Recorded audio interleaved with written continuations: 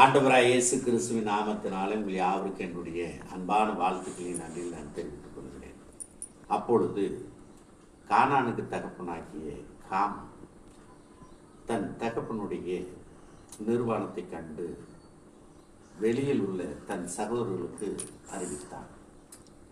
அப்பொழுது சேமும் யாப்பேத்தும் ஒரு வஸ்திரத்தை எடுத்து தங்கள் இருவருடைய தோள்கள் மேலும் போட்டுக்கொண்டு பின்னிட்டு வந்து தகப்பனுடைய நிர்வாணத்தை மூடினார்கள்.